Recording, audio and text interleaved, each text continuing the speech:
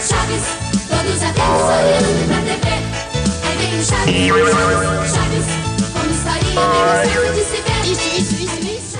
Olá, galerinha! Hoje estamos aqui para falar de um conteúdo já conhecido por vocês, que é referente às movimentações, aos acontecimentos artísticos do século XX, conhecido como vanguardas europeias. Já estudamos um pouco sobre o assunto e hoje estou aqui para reforçar com vocês.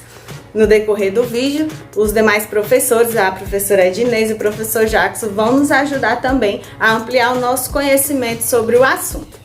Então, como o próprio nome disse, são vanguardas europeias, foram acontecimentos lá na Europa, mas que influenciaram todo mundo. Ele é o carro-chefe para o início do modernismo, esse movimento de vanguarda. Quero também apresentar para vocês o significado da palavra. Vanguarda vem do francês avant-garde, ao pé da letra se refere às tropas que iam na frente, aquelas tropas que iam com um maior armamento, um armamento mais reforçado, mas trazendo para o contexto literário, nós usamos a palavra vanguarda em seu sentido metafórico, em seu sentido figurado, que se refere à quebra, à ruptura de paradigmas com o que vinha acontecendo com a literatura, com as artes em geral até então. E aí a proposta da vanguarda era romper com esse tradicionalismo que vinha acontecendo e apresentar uma nova proposta que pudesse revolucionar a literatura.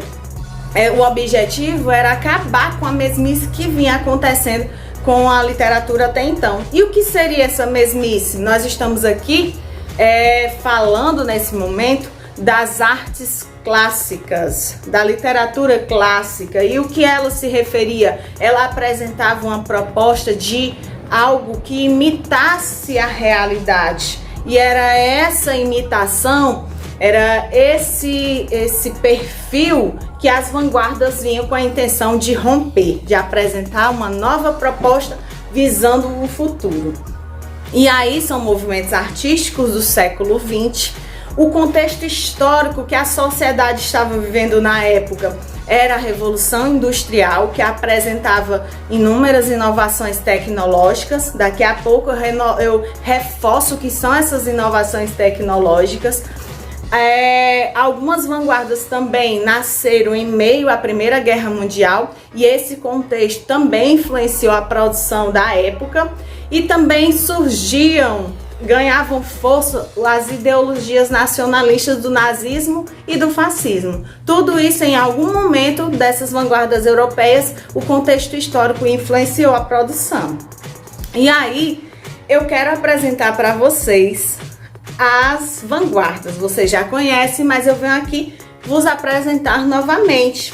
Quais foram esses movimentos? Nós tivemos alguns, mas hoje eu venho aqui para reforçar os que são mais recorrentes, os que são mais explorados, inclusive pelo exame que vocês vão prestar nesse momento, que é o Enem. Então, as vanguardas europeias são futurismo, expressionismo, dadaísmo, surrealismo e cubismo, né? As que nós vamos enfatizar são essas cinco, as cinco mais recorrentes. Quero enfatizar inicialmente o estudo detalhado delas, destacando a primeira delas, que é o futurismo. E aí eu venho aqui para apresentar o que há de primordial com relação ao futurismo. O que é que eu preciso saber com relação ao futurismo para identificar uma obra futurista? Elas apresentam uma obra que apresente uma proposta para o futuro.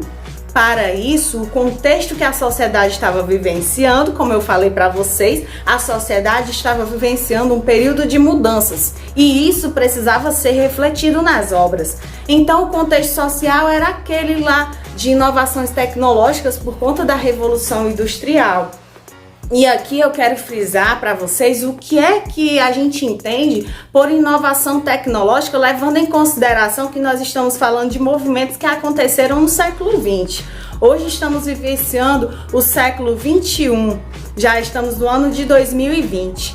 E aí, quando nós falamos de avanço da tecnologia, nós vamos lembrar de computadores altamente evoluídos, de celulares altamente sofisticados, diferente do que nós falamos de inovação na tecnologia na época do futurismo. Falar de tecnologia na época em que nós estamos estudando, nesse contexto que nós estamos estudando, estamos nos referindo à energia elétrica, ao trem movido a vapor, ao automóvel. Isso que vocês devem levar em consideração quando nós falamos de inovações tecnológicas. Então essa criação, essa inovação tecnológica refletiu na produção futurista, porque eles procuravam mostrar a velocidade das coisas, a velocidade das máquinas. E aí, como a gente conseguia fazer isso num poema? Com o uso de onomatopeias que pudessem representar o barulho das máquinas em movimento. Numa pintura, como era que a gente poderia refletir esse movimento? Esse movimento das máquinas, essa velocidade, apresentando essa proposta para o futuro. Eles conseguiam fazer isso procurando fazer com que você percebesse que o objeto pintado, o objeto representado através de uma pintura, ele não estava estático. Então, de uma maneira ou de outra, ou na pintura ou na literatura, procuraram mostrar essa velocidade, apresentando essa proposta para o futuro e mostrando o trabalho das máquinas através das obras. O segundo contexto que quero destacar é o cubismo. O que é que eu preciso ver de mais importante para eu saber que uma obra é cubista? Um dos pontos mais destacados, o próprio nome já diz, que a gente lembra quando se fala no nome cubismo, nós lembramos de cubo, de formas geométricas, e realmente é uma expressão muito pesada para o contexto do cubismo. Mas isso não é o mais importante. Nós precisamos levar em consideração que eles vão usar essas formas geométricas, mas com o objetivo de mostrar simultaneidade, de mostrar, no fim das contas, movimento. E como era que eles conseguiam fazer isso? Pablo Picasso é um destaque nesse período cubista, né? E ele conseguiu fazer isso através do quadro Mademoiselles, em que ele apresenta algumas mulheres que, por sinal, estão no prostíbulo. A primeira vez em que o prostíbulo caiu em alguma obra artística foi nesse momento do cubismo, e que as mulheres estavam lá, mas você não sabe se de fato elas estão de frente, se estão de lado. Você consegue ver o plano bidimensional da obra de arte, consegue ver sua parte frontal e consegue ver algumas partes do corpo da mulher também de outros lados. Então, palavra marcante do cubismo: simultaneidade. Um outro ponto é o uso das formas geométricas com o objetivo de mostrar essa simultaneidade e esse plano bidimensional. Você conseguir, através de uma imagem, de uma escultura, conseguir olhar esse objeto, o objeto retratado, por diversos ângulos, apesar de estar estático, apesar de ser uma pintura, por exemplo.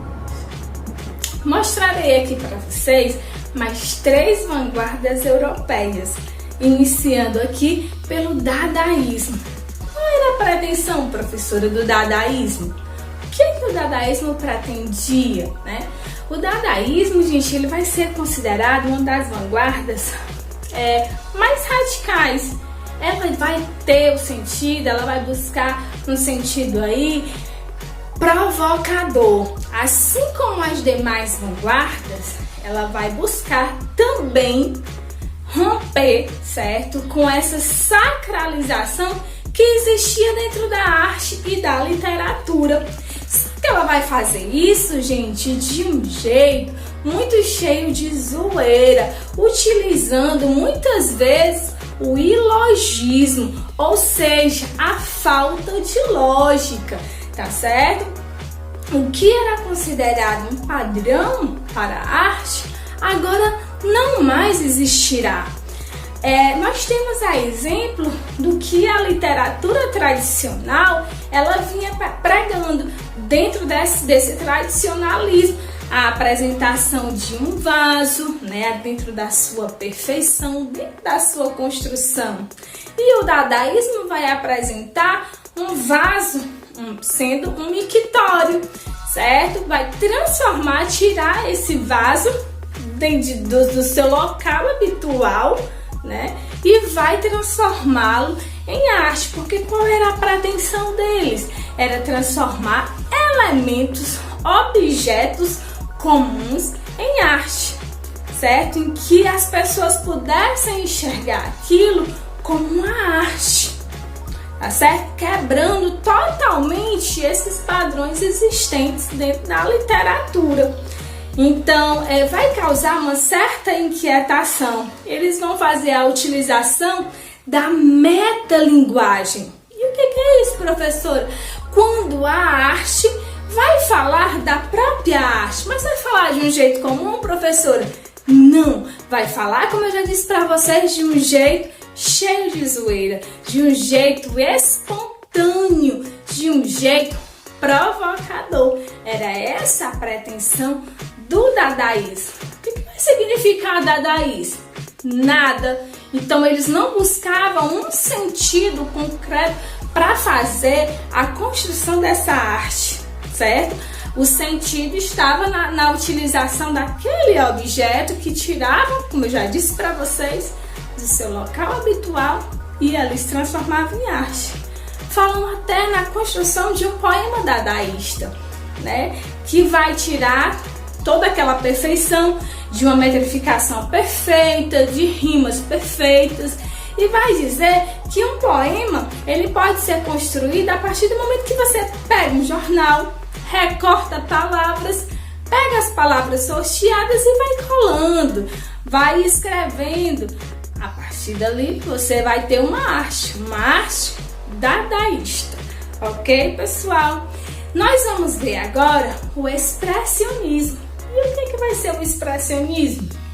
O expressionismo, gente, vai ser uma vanguarda também que vai buscar, dando continuidade, né, a proposta das demais vanguardas, vai buscar também fazer essa ruptura.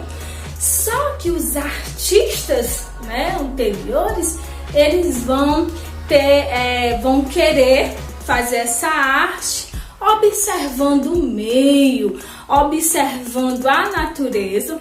A partir dali trazem sentido, né, para o que eles estão, para o seu meio, para fazer a construção de uma arte, de uma literatura, né? E já o expressionismo, ele vai tentar fazer diferente, gente.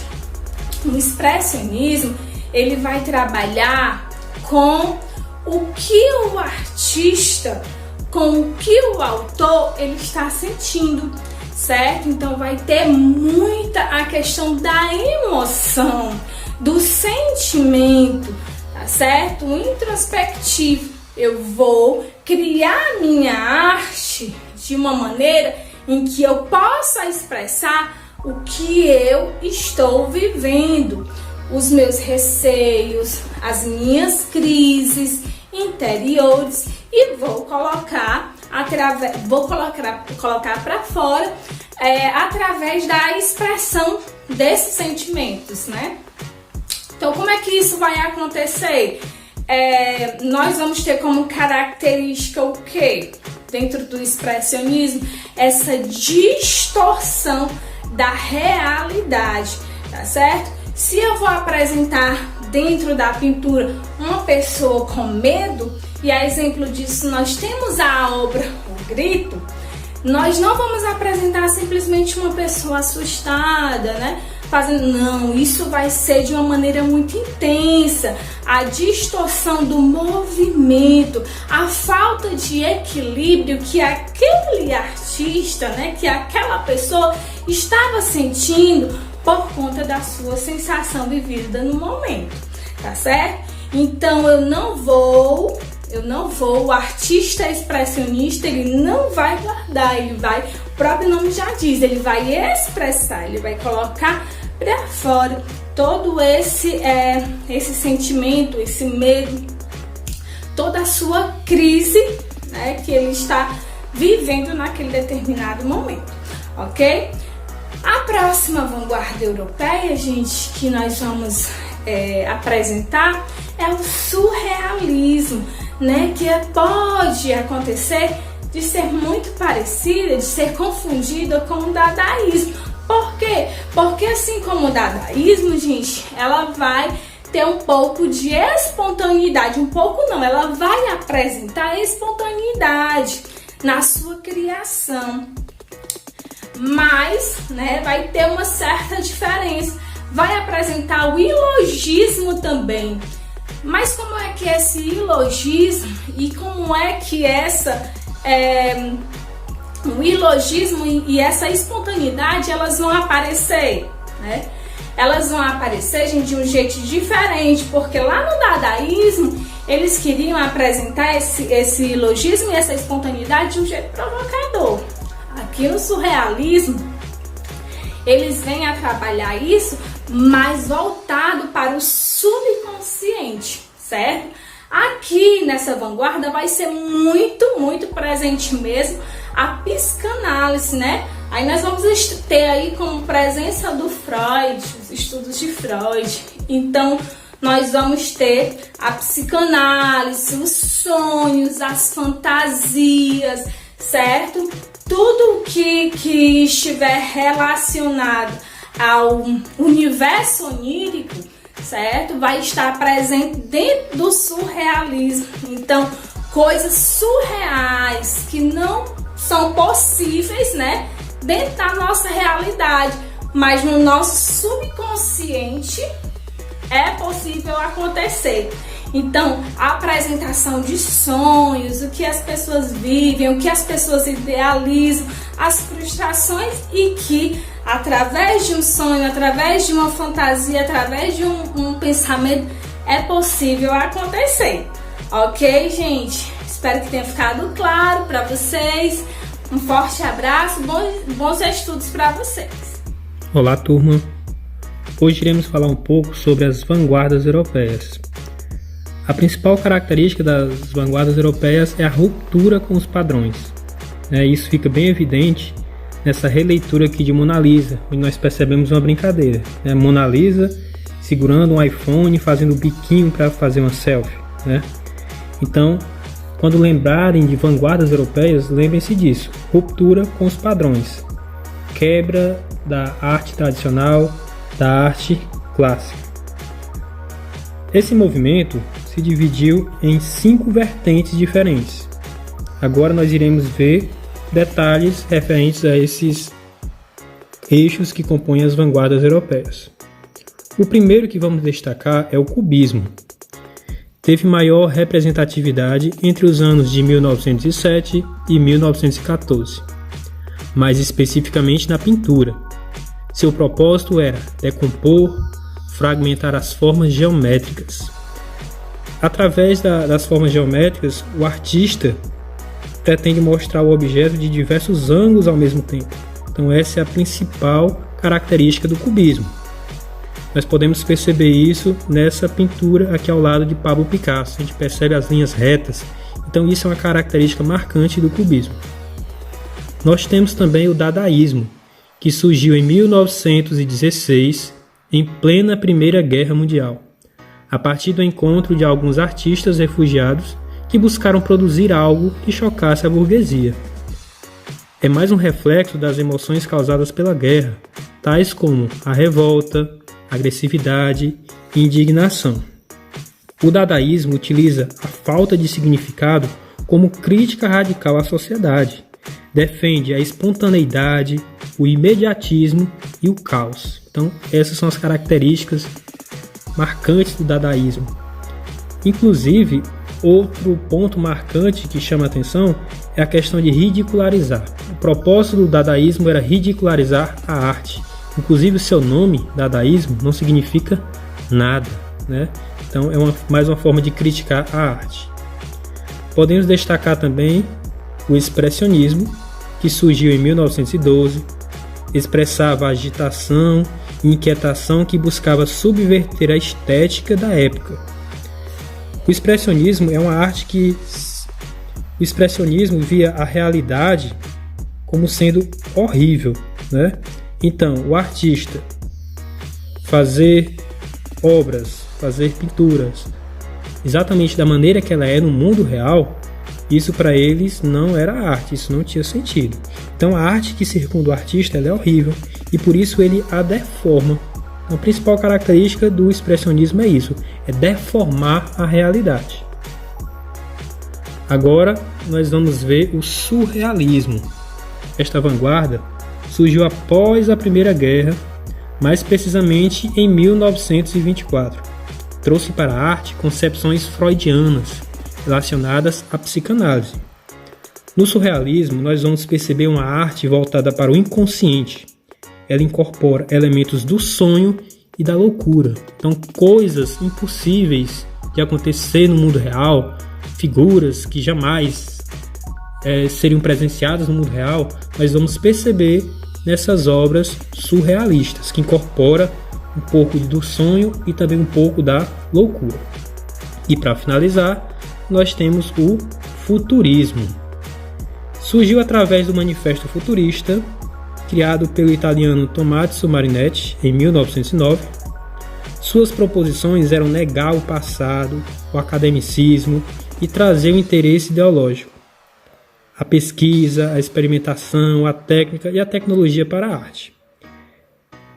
Como já foi dito, a principal característica do futurismo é rejeitar o passado, né? Esse movimento sugere a destruição das tradições e apresenta um fascínio pela modernidade e pela tecnologia.